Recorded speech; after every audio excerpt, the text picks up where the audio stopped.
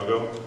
I have been given several jobs by the Illinois Chess Association because they feel that my distance plus my performance has given me certain political capital to spend. It appears to me as though I'm expending most of it on this issue. I believe that if you look at the proposal itself, you will find that it stands well and that it is good. We have good prospects for serving a number of unserved chess-playing children in the city of Chicago. There are several servers in the city of Chicago who serve the Chicago Public Schools in chess within their schools. This program is a program that is going to be negotiated by the Illinois Chess Association with the Chicago Public Schools, and the Chess Association is going to start out as the provider and going to hire people to provide services to schools. There was some mix-up about providing each of the board members with copies. Now, each of you should have in your email box, if you haven't seen one yet, you should have in your email box, as of yesterday, a copy of the proposal. We were hoping to come away from this meeting with an endorsement from the USCF, whether it be from the Scholastic Council or the Executive Board. We were not sure where the appropriate target would be to get the endorsement. Thought the Executive Board probably, as opposed to the Scholastic Council. And the Scholastic, but I presented it to the Scholastic Council and they did indeed bump it on up to the Executive Board. I have talked with Bill Hall about this. This is quite obviously, and I think appropriately, not really high on Bill's list because it's something that's happening someplace else and it is not directly involving the U.S. Chess Federation.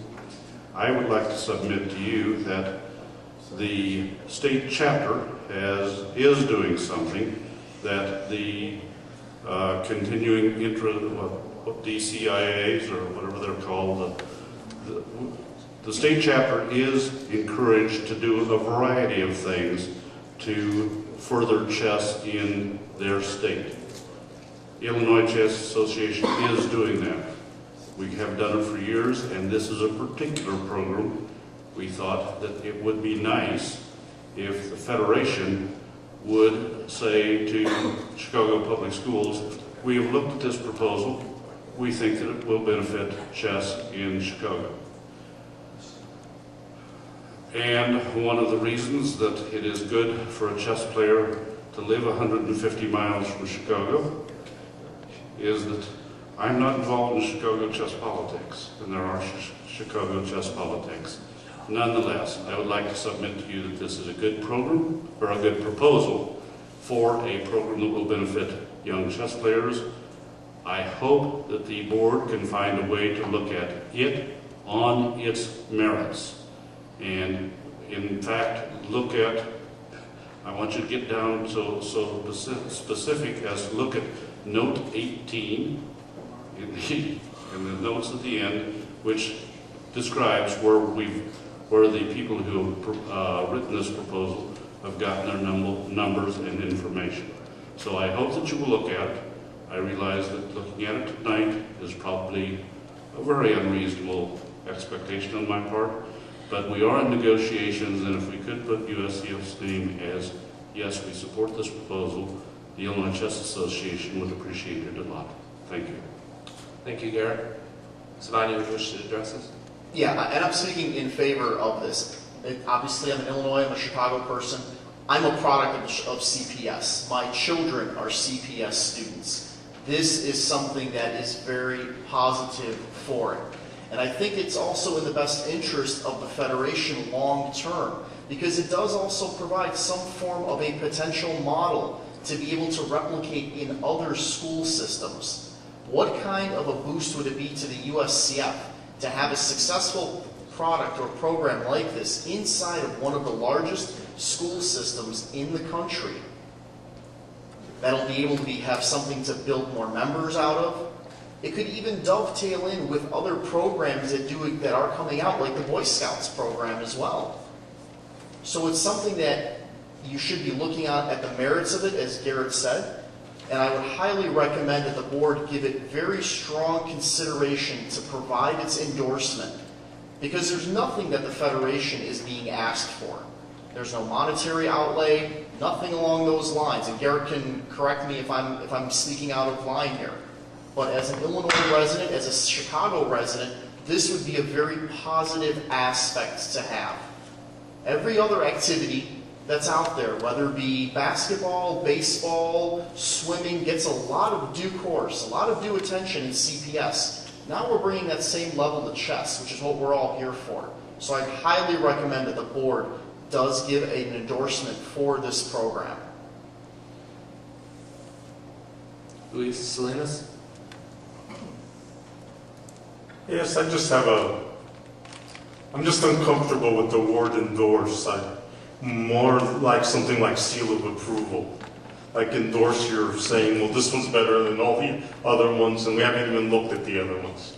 So I prefer more something like a seal of approval that you can give to more than one if someone else submits something. That's just my thought. Sam? Respond.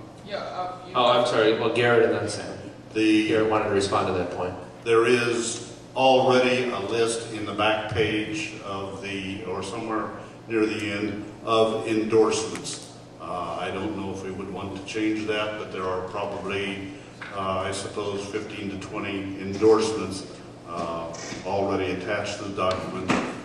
I want, if at all possible, to have the USCF be identified with this. If the USCF chooses not to be, that's their choice. But I think that we have a reasonably good proposal, and the endorsement is not for the program, it is for the proposal at this point. Thank you. All right, just a point here. Our Vice President has returned. Is he to take the chair? Vice President? Do you want to take the chair, or am I going to continue? Please. All right. I may have to go at any second. Okay. All right. Sam Sloan, please. Yeah, us here out, Sam Sloan from the great state of New Jersey still, I think.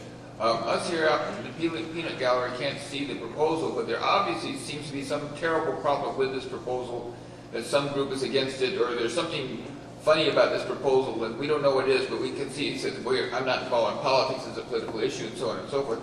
Could somebody just tell us what this, in 25 words or less, what the proposal is and why there is some problem with it that isn't, slam dunk?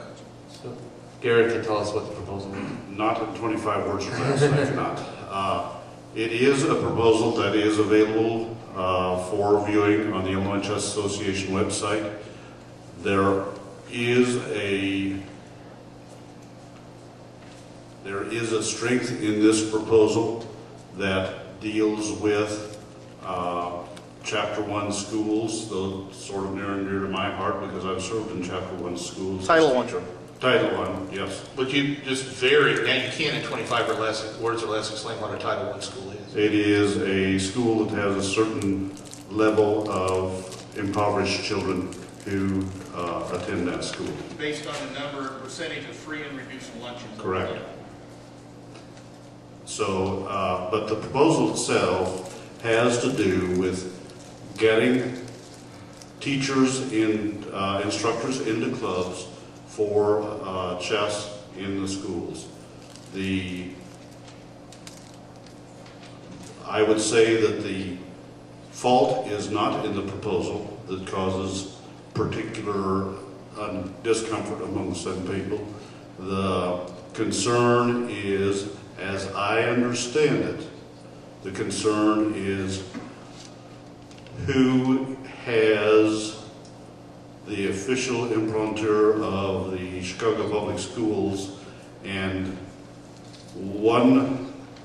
it seems that there is an understanding that one provider is the official provider in the Chicago Public Schools. We are of the impression, because of a variety of circumstances, that there are a number of providers in the Chicago Public Schools. Illinois Chess Association will become another provider. Just a quick understanding, over 85% of schools in CPS are Title I schools. If I may just correct one thing that was a result of a misunderstanding, that's not a criticism of the ICA in any way. The original list of endorsers of the proposal you received included the name of the U.S. Chess Trust. This was a misunderstanding. The trustees have never taken a vote. While of course the trust is in favor of chess in the schools in general, absolutely, we have not endorsed any specific proposals. So if you have that and the name of the Chess Trust is not crossed out, it should be crossed out. Dan Rogers of Georgia. I don't know the background at all, and we didn't get endorsement for the state of Georgia. But I know years ago that there was an endorsement for one group called Kid Chess in Atlanta. And if you give it to one group, I don't know why you can't give it to a state. No, and from what I've seen of this proposal, it's quite impressive. And there are a lot of additional issues there that the board will have to consider.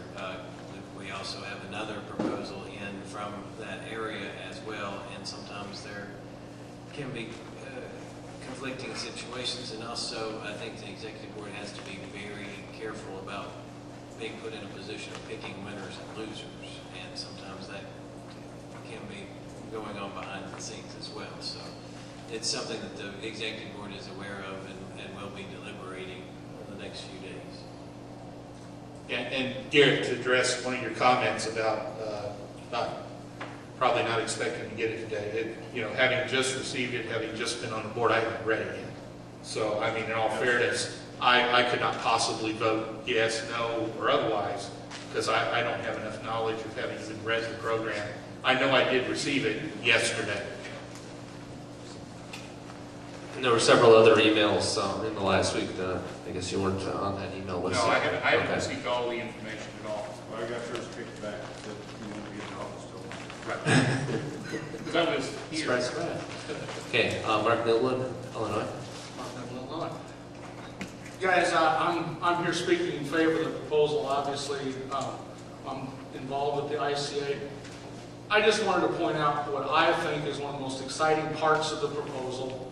I don't know if it will strike the same tune with you, but one of the pieces of the proposal is taking kids who have chess backgrounds, have learned chess perhaps over the years, providing them with a mentor who will be working in the schools, and those kids will also become providers, working part-time jobs, providing chess instruction to the kids, hopefully learning how to someday be scholastic organizers in the community.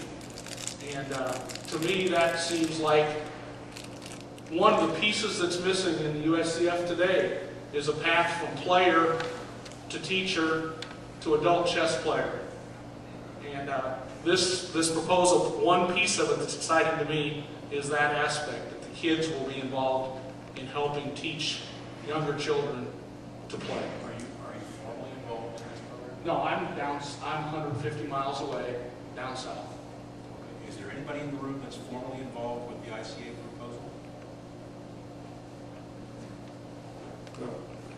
I just wanted to say that one of the things that we talked about in this last workshop was that there are no guidelines in place for endorsing, or whatever word you want to use, a program of this nature, and that maybe the Scholastic Committee, Scholastic Council needs to start examining that. That said, it took us about, a year and a half to 2 years to get the Certified Chess Coach program in place, so and this would be potentially a little bit more massive, but so that might take time to be able then to compare that to a set of guidelines, or any program that gets submitted to us, compare to the set of guidelines as to whether or not it could be quote unquote endorsed.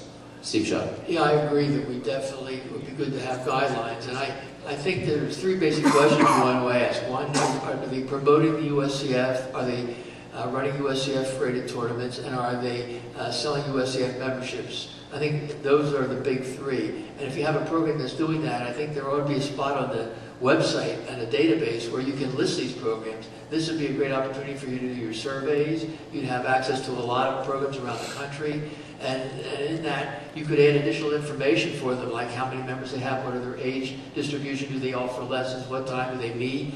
All this could go on the website by each program. And it's a way of endorsing all of them. And that really will build up a database of Scholastic players and around the country. It'll help you knowing where to place your nationals and a lot of things. It'll help you in your surveys. You can write to them. And I think it's a great idea to start this thing going. Here's an organization that wants your endorsement. Breathe, Steve, breathe. Here's an organization that wants your endorsement. It's very important to distinguish between an organization like that that's promoting the USCF and one that happens in other states where they pull out of the USCF and they have people that aren't members, they don't run rated tournaments. You want to reward those that are doing that, and this is a way of doing it. Well, I do think we need to recognize Illinois for the work that they've done on their website. I mean, that is a fantastic website with fantastic information there. I have not seen a state website that comes close to rivaling it at all. All good points, Steve. It seems to me, I am very unclear as to the proposal and to the competing interests involved in relation to the proposal. It seems clear that there's a pecuniary interest in all of this to some folks, and we need to sort that out so that we don't find ourselves in the position of promoting one USCF member or affiliate over another and putting ourselves in crossfires momentarily. Promote everybody. Yeah. I think that may be the answer.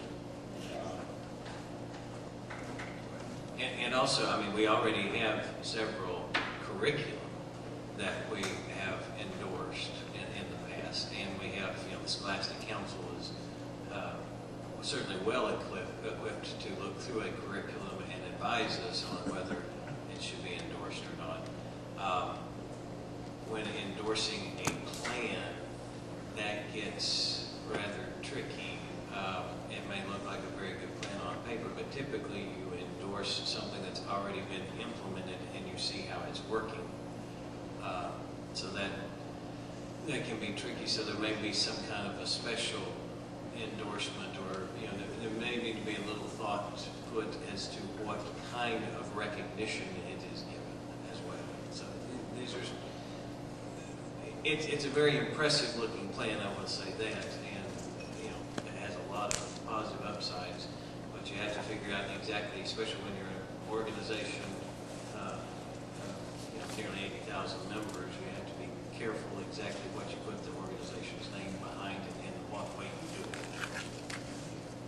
And I think the comment you just made is along the lines of what Luis said earlier about, whatever you call, whatever you put on it, may make a difference. And correct me if I'm wrong, Garrett, but I think he told me last week that the proposal is going to be, or has already been submitted to the school board in Chicago, the mayor's office, with or without our endorsement. So. That is correct. The negotiations have begun, and I was hoping that USCF would endorse so that negotiations could go on. Mm-hmm. That is not necessary for the negotiations to go on. To proceed. I just like, I like USCF to be with the program, whatever good program is out there, as opposed to behind. And we've been behind a couple of times. We've been with the program a number of times. ICA is saying to USCF, we would like you to be with the program with us as a state chapter in a national federation. But we realized there may be some problems, and those problems have surfaced and been emphasized in the last few days. Thank you. Thank you, Garrett. Any other comments? I would comment that the USCF already does recognize this group because they are the state affiliate. Correct, yeah. The USCF already recognizes ICA as the state affiliate for the state of Illinois. Rachel? Would it be possible for the USCF to write a letter of commendation that could be turned in with the proposal addressing Luis's concerns What you want to know is, does the word endorse give something exclusive that nobody else can now get?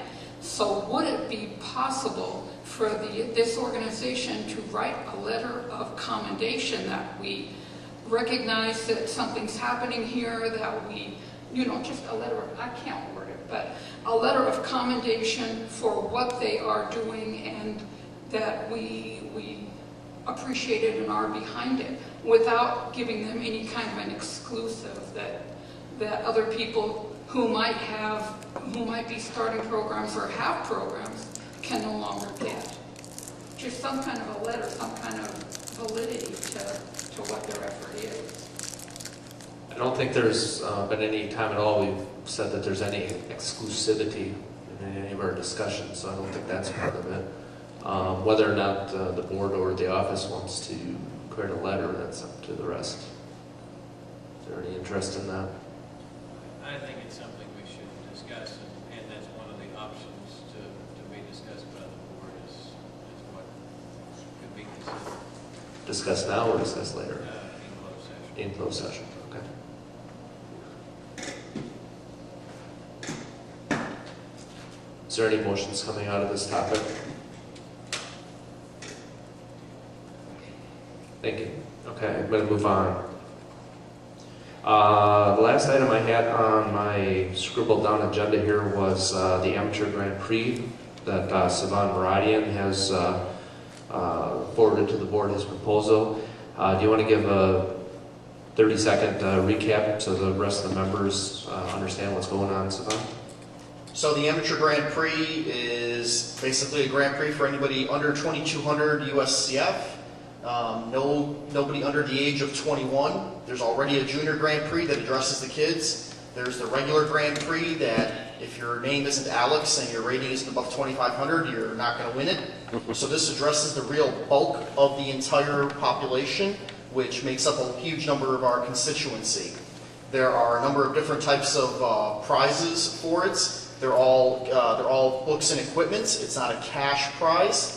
It's really meant to be able to stimulate at the club level and get more tournaments going. So anything as little as 3 rounds, so a quad can qualify, all the way up to national events. And there's a step scale mechanism for gaining points based on your performance, and then also additional bonus points for having a plus score. So Mike Nolan and I are running some numbers to address one of the concerns that Bill Goichberg had brought up of that improving player who may end up jumping up into another class, and then all of his points would be useless in a lower class. And updated documents I sent out to Bill Hall and to Gary for review as well. But I think that's where we're sitting at now, is that Mike and I are going to run the numbers to see how many of those people fit in that. I'm going to jump up in a category class. And we're going to also look at one of the ideas that Mike Neatman gave for taking an average rating throughout the course of the year to see if that can stabilize anything. Of events played and that count towards the Grand Prix. Exactly. And then after that, we'll take care of all the actual implementation of it. So if anybody's got any good ideas, let us know. You're a 1540 player, you begin the year in the Amateur Grand Prix, you're kicking butt, and you jump to 1,600 about 7 months into the program, and suddenly you've been boosted to a different competitive class. What do we do about that? How do we address that? It's probably a very small number of folks, but still will impact some doing the best. Exactly. And then I also have to sit back and think about it. Your typical adult player is going to be like this, and they're going to drop right back down. It's not a kid who's underrated and who's having like this huge streak. At the end of the day, they all just drop back down like a brick anyway. Well, yeah, the Senate would say, of course they're going to drop back down as soon as they realize they boosted themselves away from their points. Well, no, but see, because there's no money involved, they're not. I can't see them sandbagging to get books and equipment. I can't really see that. I could see them sandbagging maybe for the U.S. Open prize, but I can't see them sandbagging overall. It just doesn't compute with me. But we'll run the numbers to see, what can happen. Years ago, we did this in Oklahoma, and we used the December rating list for the physical next year, for the chronological next year. So if you went up you were still eligible for the prize that you started with. Well, I think that's where Mike's idea of doing an average throughout the course of the year keeps you a little bit safer. Doesn't prevent it 100%, but Yeah. moving up. But yeah. I don't think anything's going to prevent it 100%. I think we want to close the gap as much as possible.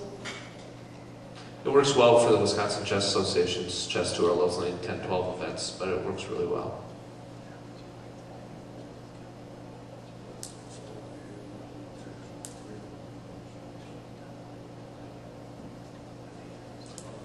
In the amateur Grand Prix. No, so we're talking It's a about. separate issue. Yeah, I think it'd be appropriate to discuss victory. I think it'd be appropriate to discuss victory points here.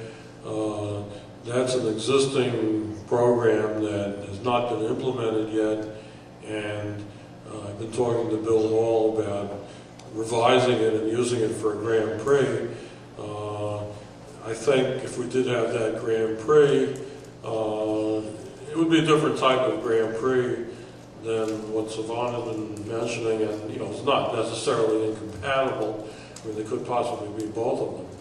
But the way we had approved victory points, the idea was to give roughly a 2-to-1 edge for each class. So the masters would be about 2-to-1 ahead of the experts, and they'd be about 2-to-1 ahead of the A players.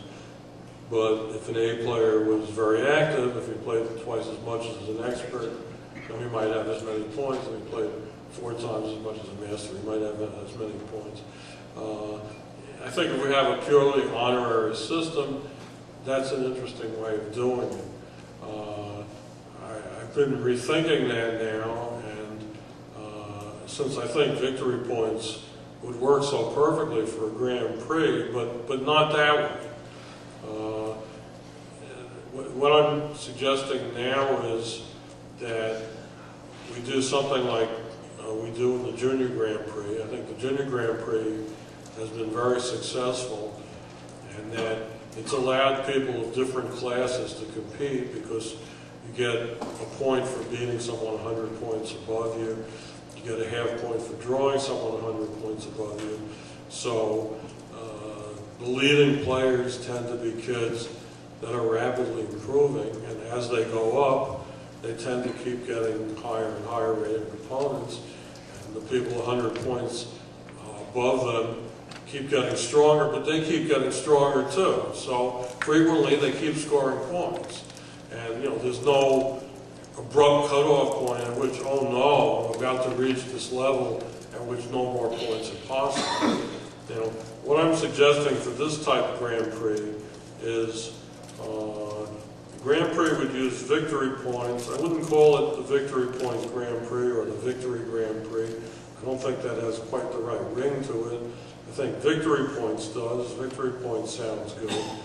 The name of the Grand Prix, it could be a lot of things. It might be something like the Paul Morphy Grand Prix. The differences between this Grand Prix and the Junior Grand Prix, well, there'll be several differences.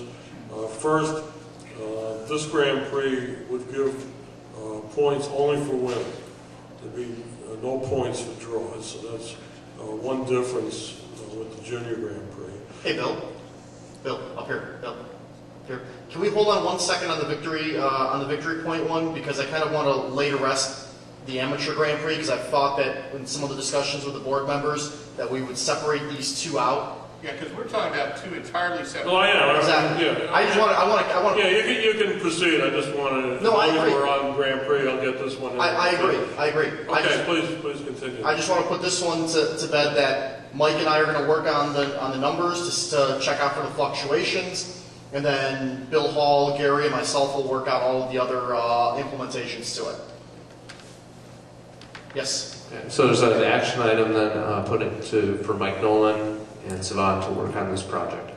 And one of the other things, And Gary and Bill. one of the other things that was discussed along this is that it would include anything, any dual rated or regular rated Yes. events. Dual rated and regular rated events. No quick only events. As long as they have a TLA.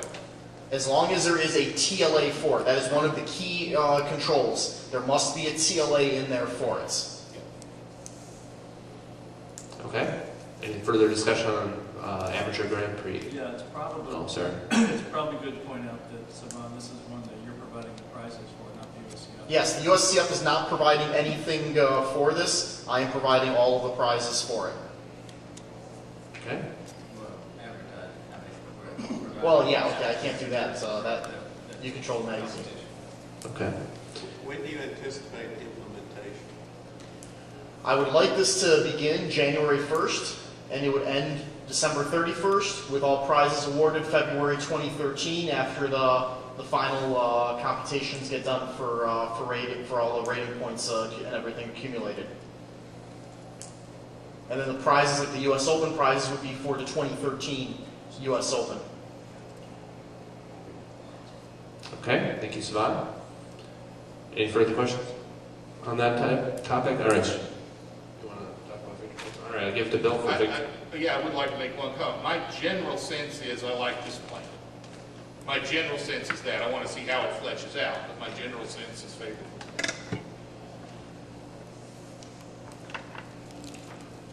Okay, to get back to the idea of the Victory Points Grand Prix, or you know, maybe the Paul Morphy Grand Prix, you get 1 point each time you win against a player at least 50 points higher. Not 100 higher, because this is for all ages and the average player is not improving that much, certainly not as much as the average junior. So that would be one difference with the Junior Grand Prix. Your opponent would only have to be 50 points higher. Another difference is you have to win, no credit for draws. This would reward aggressive play. Now, by having no credit for draws, if you want to compare this to an Amateur Grand Prix, any rating would be eligible, but it'd be kind of tough for high-rated players because, for one thing, high-rated players play a lot of draws. For another thing, high-rated players frequently are in tournaments where they get pared down quite a bit. So even though high-rated players could possibly win, I think the way this would be structured, it would be easier for lower-rated players. Now, I also suggest a time limit requirement. The Junior Grand Prix requires a time limit slower than game 60.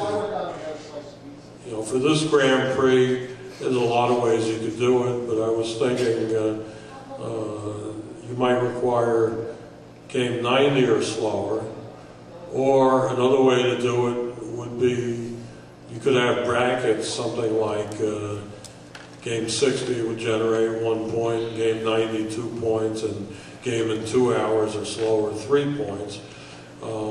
The idea of something like that is really twofold.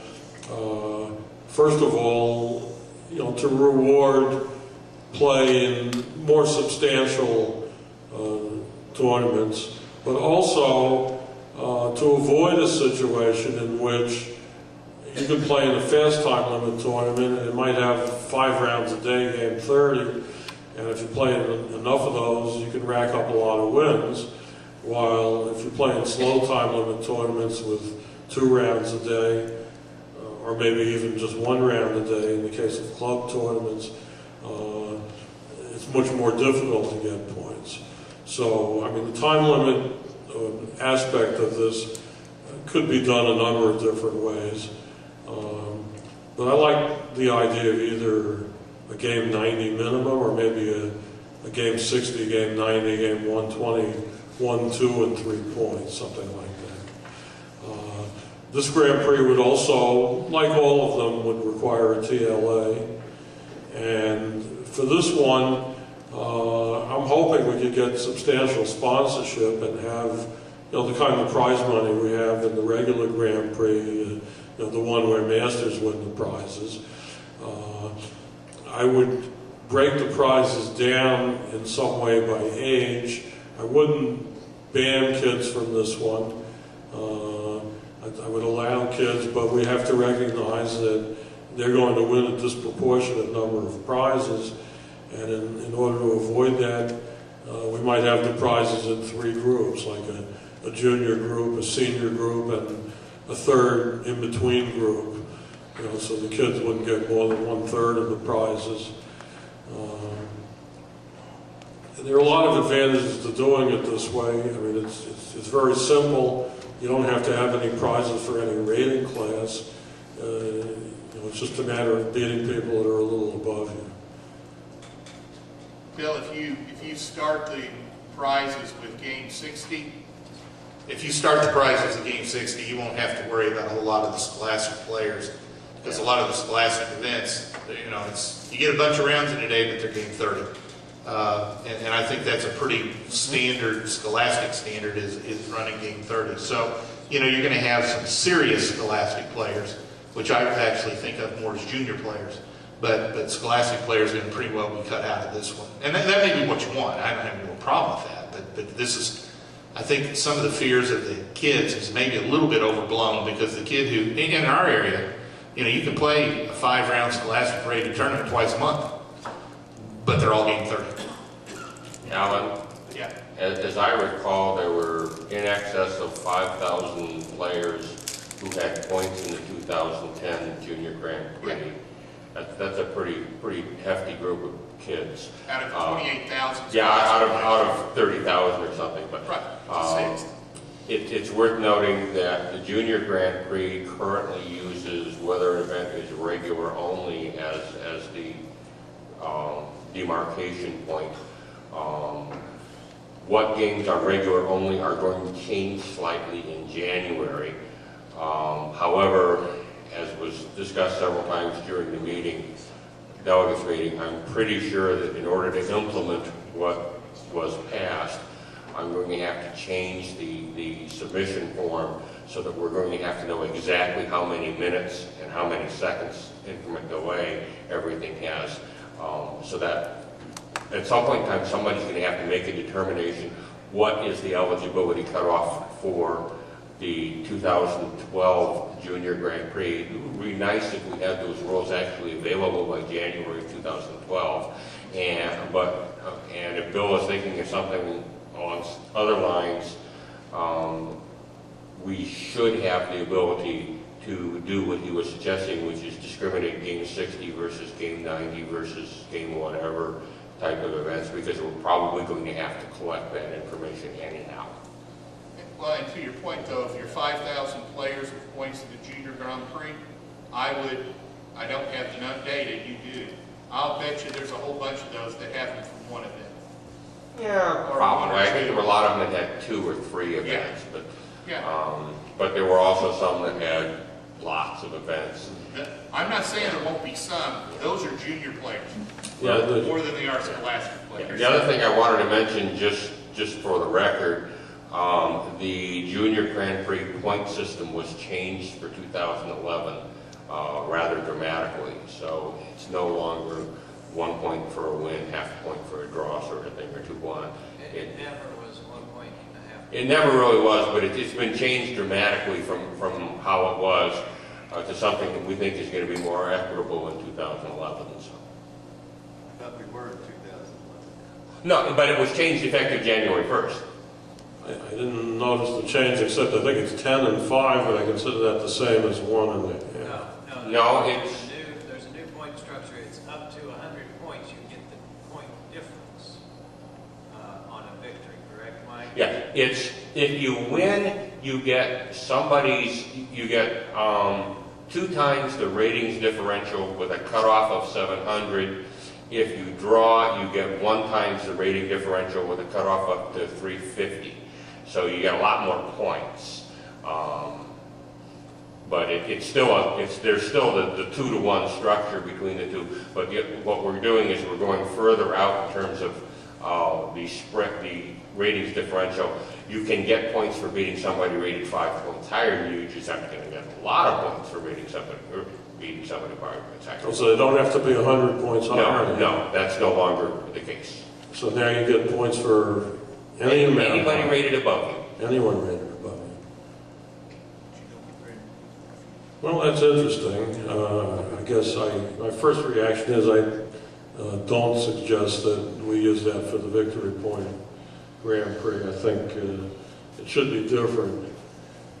And I don't know. I guess I'm a little skeptical of the idea because when you have players that score enormous upsets and would rack up a lot of points under that system, frequently it's because they're very underrated and they really shouldn't be. I mean, for instance, they've had experience playing in another country, didn't tell anybody about it, one of those things. Right, and that's also why there is a cap. I mean, it's essentially a 350-point cap. Anyway, you're probably not going to have that many problems with kids, but just to respond to Alan, I mean, when I said Scholastic Junior, I mean, they're all very underrated. I mean, up to the mid-20s, you'll find a lot of rapidly improving players. And in the open tournaments I run, generally about 30% of the players are kids. And I'm sure if I did a study, I would find that 30% is winning at least 50% of the prize money. One of the things that I like about Victory Points is that, at least in the past, and I'm out of touch at present, is that the bridge players have had. Gary, it's been requested that you use the microphone. Okay. The bridge players have always had the master point system, which is purely accumulative. And many of us chess players have, the one thing we don't like about ELO is that it accurately tracks our abilities, whereas the bridge master point system is purely progressive.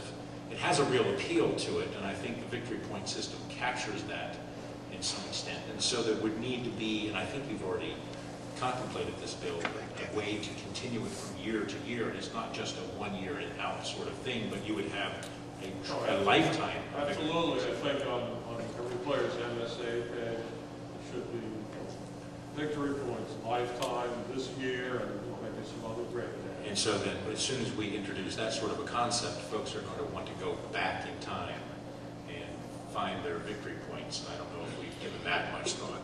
No, I suggest that, unlike lifetime titles, I suggest that we do not. I agree completely, but prepare yourself. I mean, a lifetime title saying that you're a life master or a candidate master, I mean, that has a type of very, very specific meaning, and people that know that they were strong enough to get that, and now they're deprived of it, I think they're really going to be resentful. I don't see the same thing with victory points. I mean, if you say, here are the leader has 5,000 points, well, okay, 20 years ago you were strong enough to get 5,000 points, but too bad. I mean, there was no victory system then. But basically, what I'd like to see is lifetime victory points, mostly just for recognition, and then yearly victory points for recognition and also for prizes.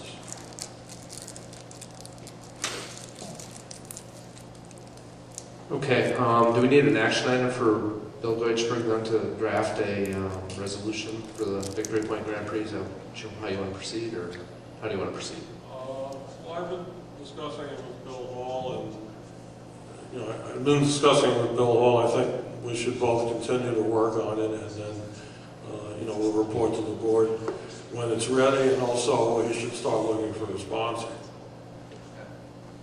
Okay, thank you. I was reminded that there were a couple of items on the agenda from Thursday's open session that were postponed because Bill Hall was not present.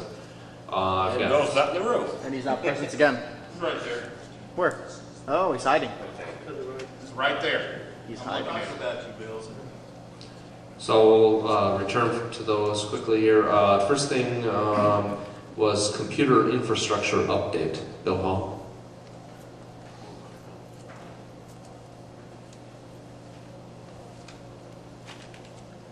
Largely, we've been replacing laptops and desktops that have been going kaput or about ready to go kaput. Actually, finally in my 6th year of the job got my second computer, so I've been limping along as well. I think it's, what is it, $9,000 worth of computers that we have replaced thus far. I've been talking with Mike, we're about ready to do one for him to use as a test bed for doing the upgrading on the database software. He went to a conference recently and he's ready to do all the upgrades on that. And also, we're right now having some discussions in limbo about the future as far as how much do we do dedicated external, how much do we do in-house. So, but we're about to do a server. Also, I would expect within 2 months we'll have new phone hardware in place as well. So we're in the summer, so I'm always a little bit hesitant to go jumping too much until about October when the cash flow opens up. I always want to be cautious during the summer just because cash flow is slow then. Okay, how about servers? I don't know, maybe I missed you. The servers, one of the servers that we'll be getting is for Mike to do the testing and the preparation for upgrading the database. Okay. So we should, within a month and a half to 2 months, we should be ready to do that. Okay. Any other questions from anyone on that topic? And possibly sooner. Oh, I'm sorry, Savannah, I didn't see out of the corner of my eye.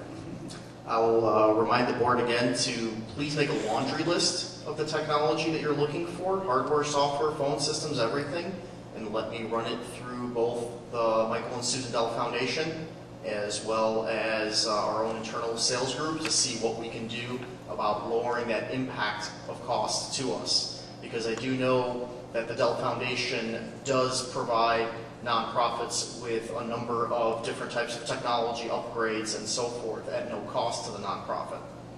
So just give me a laundry list of it that I can run through. Got that? Okay, thank you, Savannah. Any other questions? Did you hear that, Mike Nolan? You will Can't you hear my head rattle? You can help with that list. All right. Quick update, very quick update, hopefully, on standards for tracking and listing delegates. Bill, anything on that? Mike Nolan? I've got the inside the office, he's got the outside of the office part. Okay. Who wants to go first? I am reasonably content with the system that we have right now for tracking. Basically, we create a transaction record for every delegate-related transaction. If somebody's elected or elevated or resigns, we create a tracking record for that. And then we can pull that information and put it up on the web, and that is updated once a day. So within the next several days, we will update that to reflect all of the changes that occurred this weekend in terms of whatever was done in terms of resignations and alternates moving up to delegates, plus the people that we elected at the membership meeting. There were some slight changes there, so I think it's working reasonably well. I don't know, what else do you want to ask? As far as internally, I think we're doing a good job tracking. I mean, when we had a certain legal challenge to issues about delegates and all of that, all of our information was presented to council, and they were extremely pleased with what an excellent job the office had done in tracking everything and the amount of proof that we had to back up everything. So I think we're doing a really good job in the office of tracking it. Mike's got the presentation to the external world worked out so that it's if you go to look and you see an updated list. Obviously with these changes, it'll take a little time to get those changes in, but I would expect within a week and a half at the most, Yeah, Pat and I have already talked about getting them all put in. She's got all the lists from the whatever was received, paperwork, and then that for roll call. Other than this time of the year, when there's a change, how fast or typical is it to get it up on the website? It's a daily update. Anything that is posted to the web is updated posted to the membership database is updated to the web that evening. So, for example, as we get in towards 2012 and we start receiving the appointments for 2012, as the office receives those and posts those into the database, then they will be reflected on the website, by that evening, showing who the delegates for 2012 are from those states as those are received. We changed the requirement with regard to acknowledgement, so there will have to be a minor software change to track it the way it is rather than the way it was or will be. So that will make a minor change, but I don't think that will be a major problem.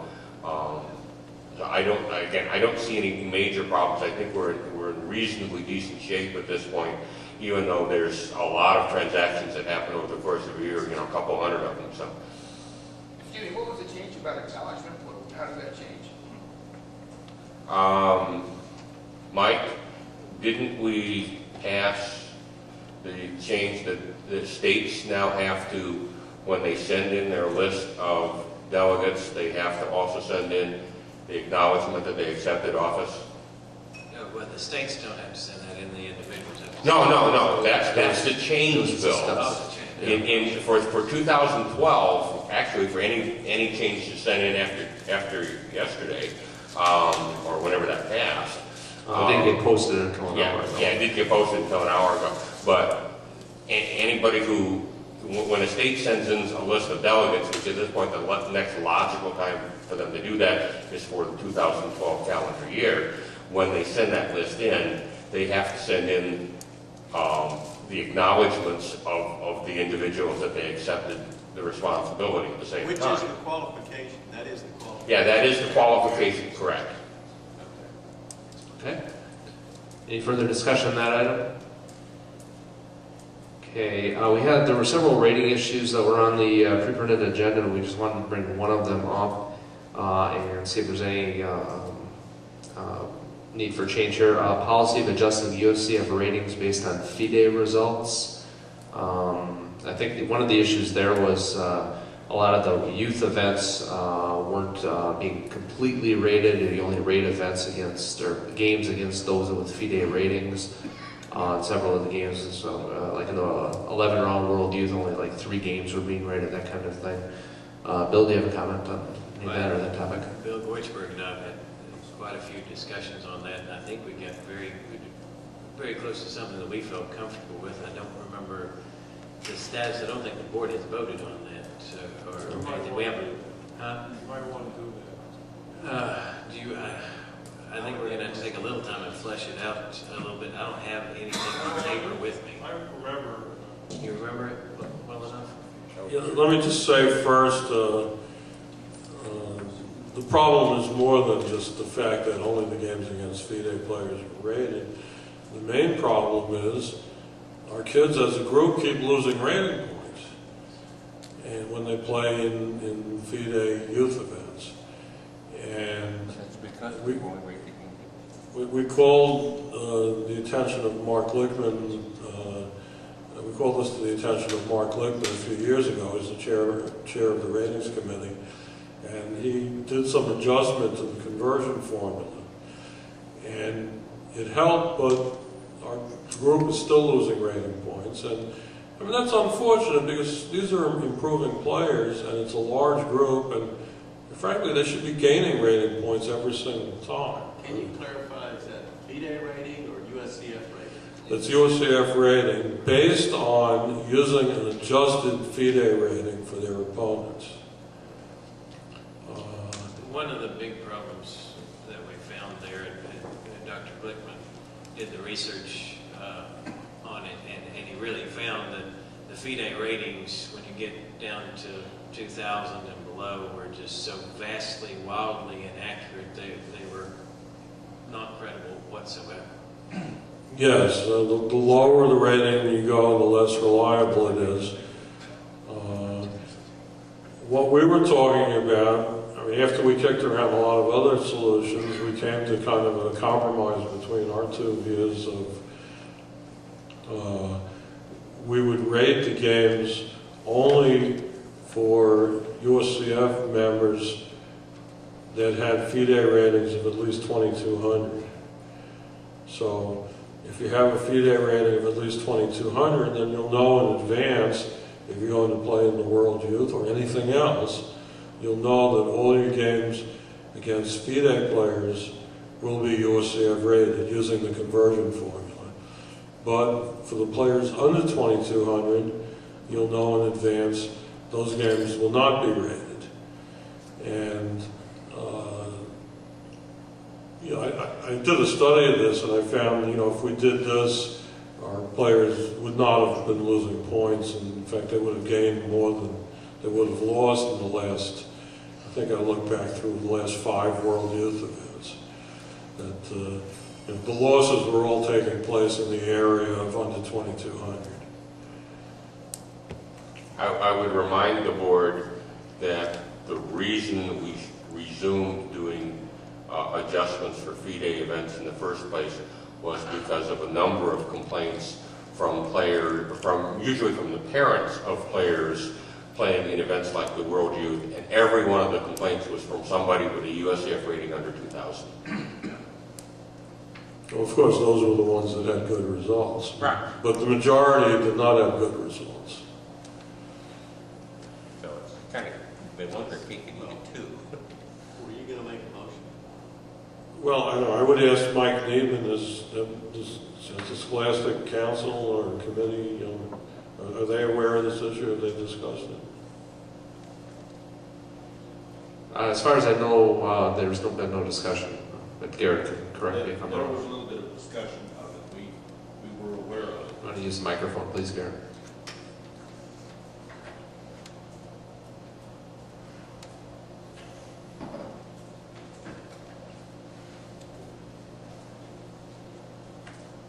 I hope I'm not mixing up my workshops.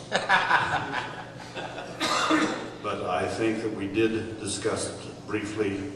I think not in the Scholastic committee meeting, Scholastic workshop, but I think in a conversation regarding some other issues we had about ratings in smaller meetings. This was discussed.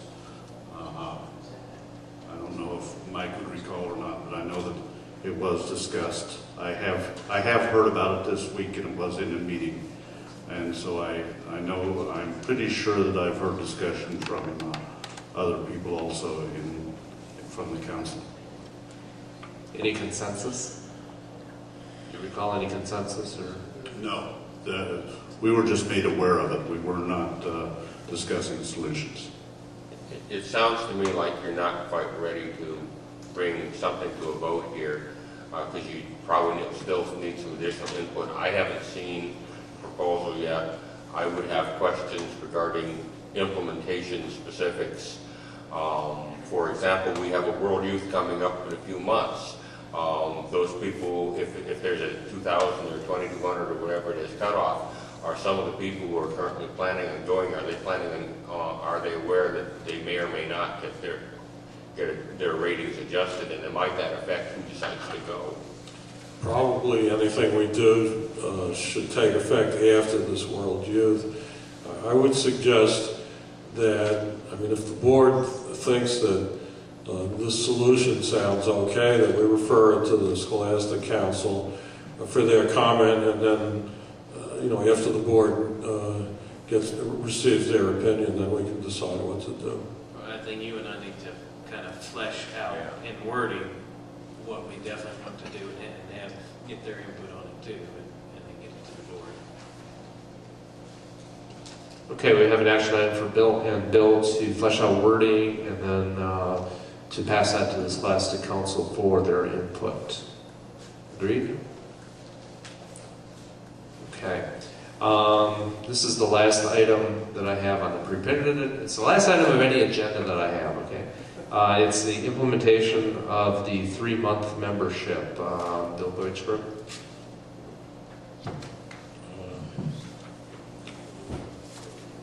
Yeah, actually, I guess this concerns the implementation of all the changes.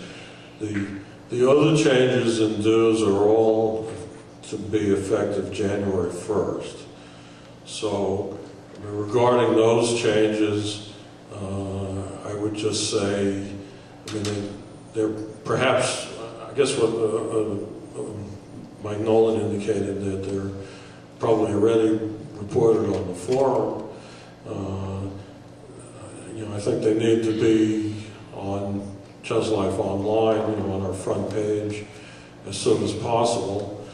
And I also think it would be desirable if they were in the, well, maybe they can still get into the September Chess Life, although I know it's officially too late, but I think it's important enough, so a little bit of a news item there would be appropriate.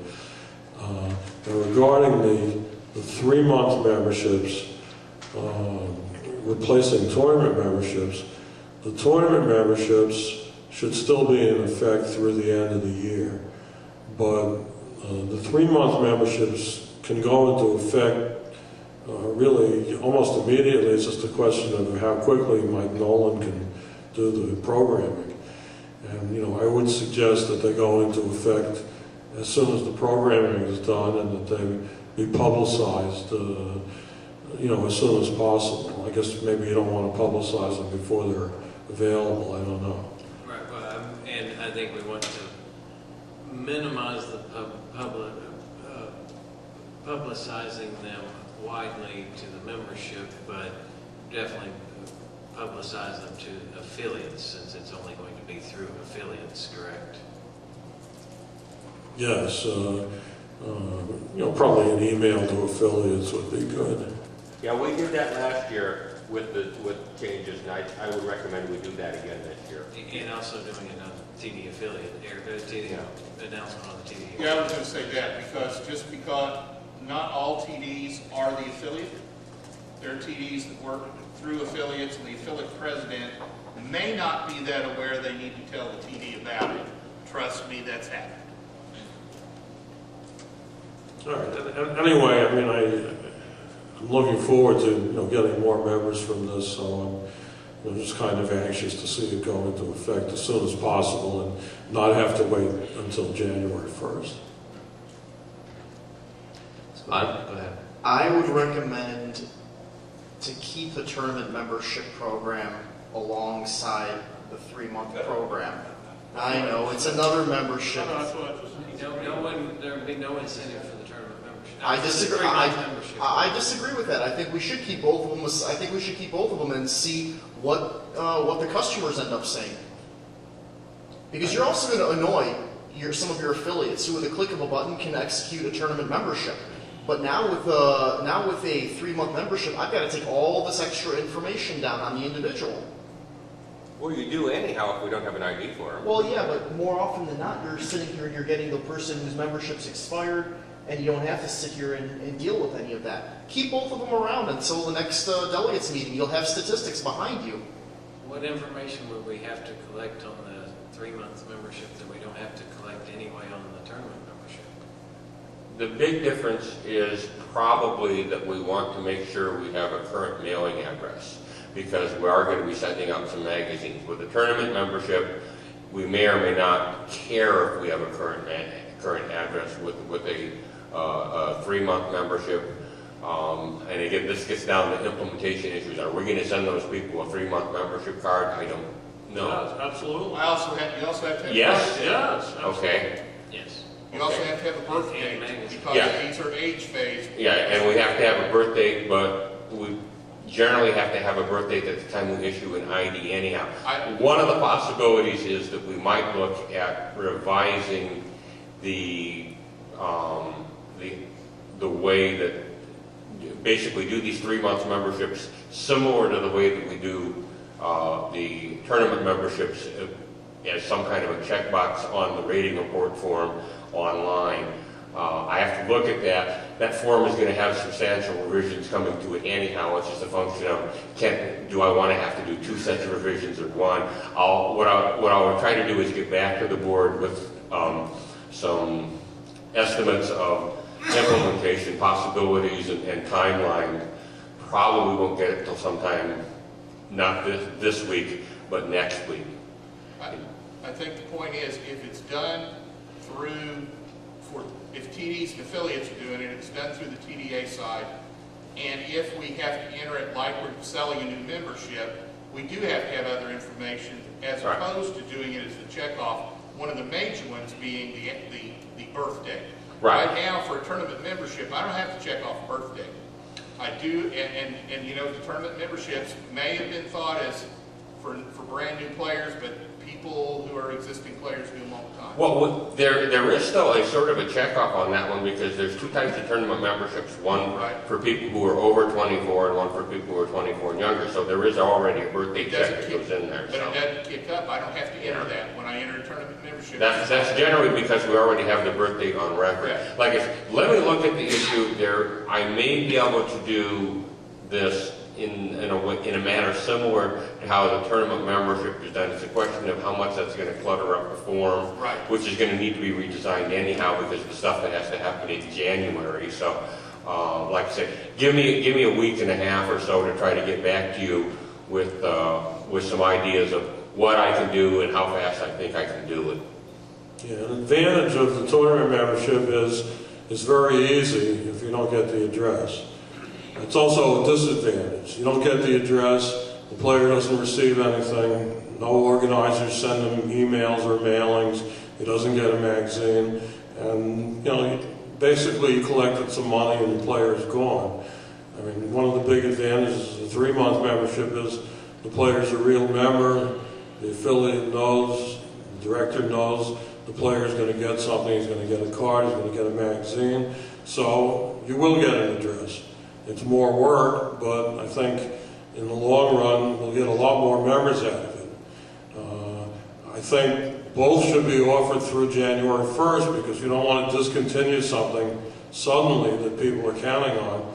But to offer it after that, I think absolutely not. That you don't want people saving $1 or $3 and selecting the thing that is not so good for USCF.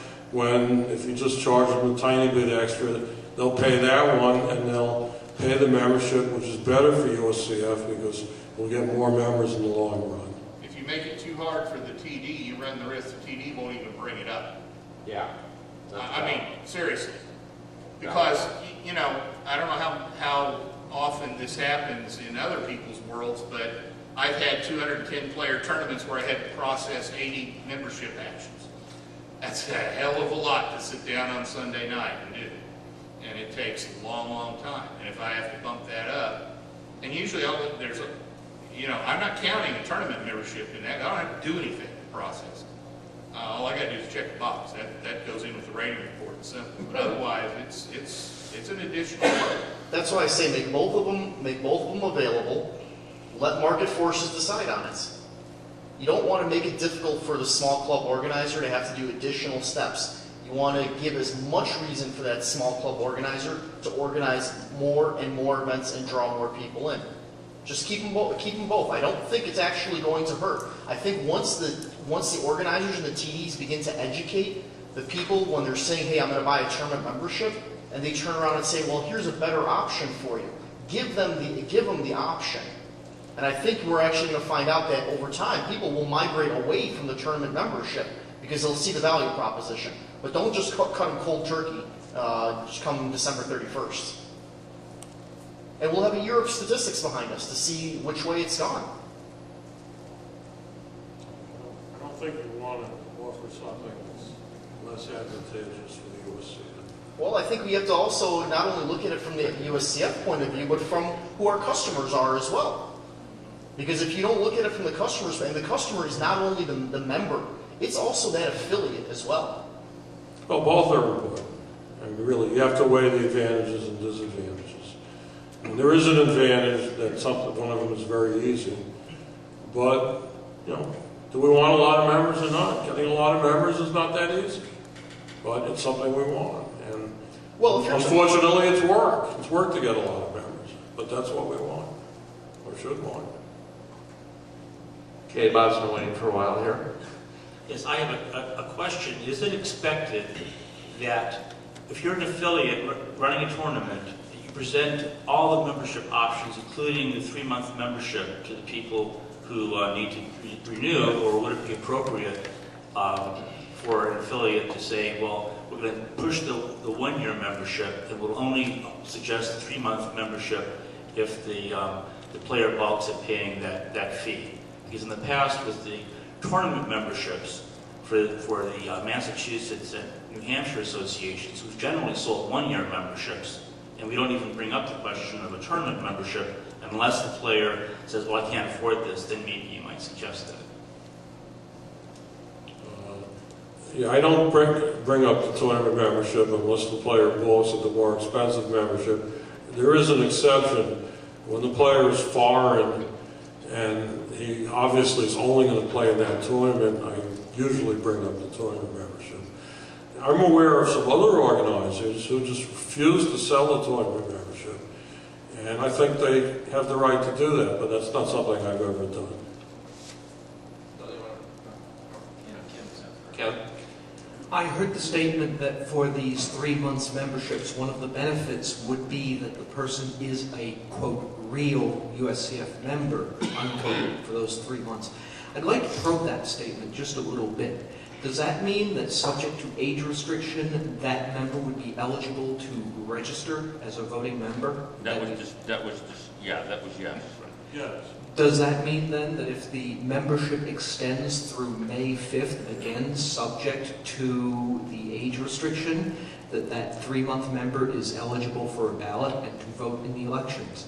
That's my understanding, yes. Thank you. It's worth noting, in fiscal 2010-11, we had 448 $12